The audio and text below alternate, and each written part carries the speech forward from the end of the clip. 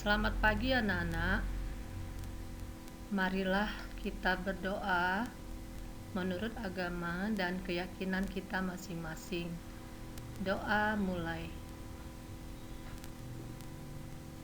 Selesai. Terima kasih. Materi kita kali ini adalah tema 1, selamatkan makhluk hidup. Subtema 3, ayo selamatkan hewan dan tumbuhan.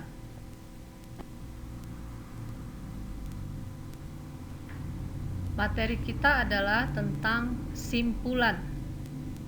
Simpulan adalah pendapat yang dibuat berdasarkan ide pokok dari suatu uraian panjang. Simpulan dapat dibuat dengan menemukan informasi penting dari sebuah teks terlebih dahulu. Simpulan disajikan dalam satu kalimat yang berisi pernyataan yang berasal dari ide pokok dalam teks. Simpulan dalam teks memuat pesan yang ingin disampaikan, intisari tulisan, dan ditulis dengan kosakata baku. Apa itu kosakata baku?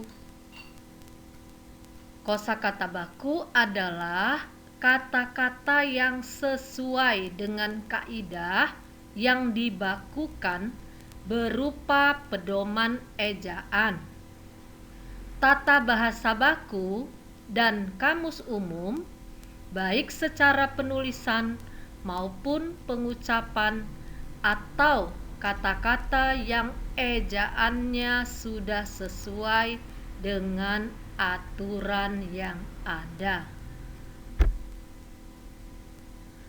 Sedangkan kosakata tidak baku adalah kata-kata yang tidak sesuai dengan kaidah bahasa Indonesia yang biasanya berbentuk bahasa tutur atau bahasa percakapan sehari-hari. Contoh kosakata baku dan tidak baku. Dapat kalian lihat kata baku, kemudian kata tidak baku. Kata baku abjad, tidak baku abjad. Yang kedua aktif, yang tidak bakunya aktif. Kemudian kata baku aktivitas, kata tidak bakunya aktivitas. Andal, kata tidak bakunya handal. Kata baku apotik, kata tidak bakunya apotik. Kata baku asas, kata tidak bakunya azas. Kata baku atlet, kata tidak baku atlet. Kata baku atmosfer, kata tidak baku atmosfer. Kata baku baterai, kata tidak baku baterai, dan seterusnya. Simpulan teks dapat dibuat dalam bentuk peta pikiran dengan memperhatikan pokok permasalahan atau intisari teks tersebut. Peta pikiran.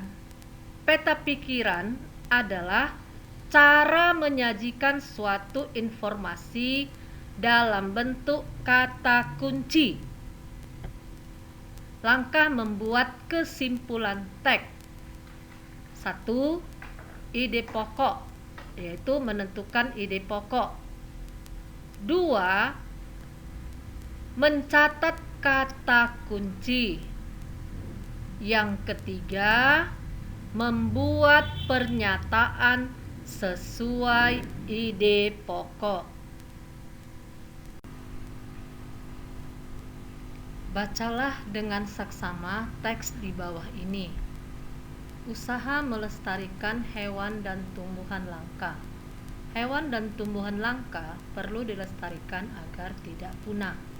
Pemerintah dan masyarakat bekerja sama untuk melestarikan hewan dan tumbuhan langka. Misalnya, membuat cagar alam dan suaka marga satwa. Selain cagar alam dan suaka marga satwa, ada pula usaha lain yang dilakukan pemerintah untuk melestarikan hewan langka. Misalnya, untuk melestarikan hewan penyu, pemerintah membuka wilayah konservasi penyu atau penangkaran penyu di sekitar pantai.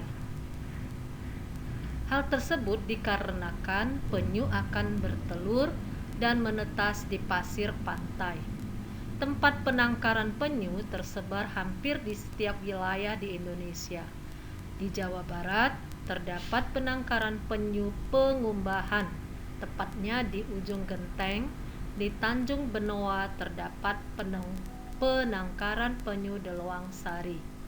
Di Kepulauan Belitung terdapat penangkaran penyu Batavia Bangka Beach.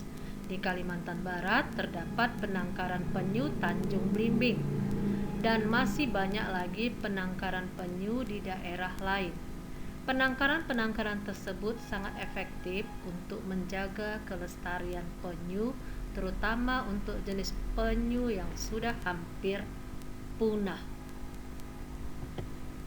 Ide pokok paragraf pertama, hewan dan tumbuhan langka perlu dilestarikan agar tidak punah. Paragraf kedua, selain cagar alam dan suaka marga satwa, ada pula usaha lain yang dilakukan pemerintah untuk melestarikan hewan langka. Paragraf ketiga, tempat penangkaran penyu tersebar hampir di setiap wilayah di Indonesia. Kata kunci: melestarikan tumbuhan, hewan, tempat penangkaran, cagar alam, dan suaka marga satwa. Membuat pernyataan: hewan dan tumbuhan langka perlu dilestarikan agar tidak punah.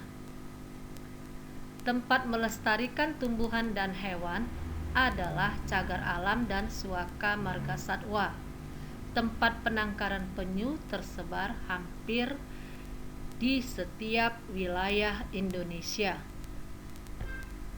Membuat kesimpulan: hewan dan tumbuhan langka perlu dilestarikan agar tidak punah.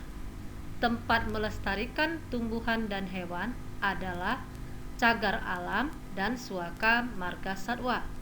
Tempat penangkaran penyu tersebar hampir di setiap wilayah Indonesia.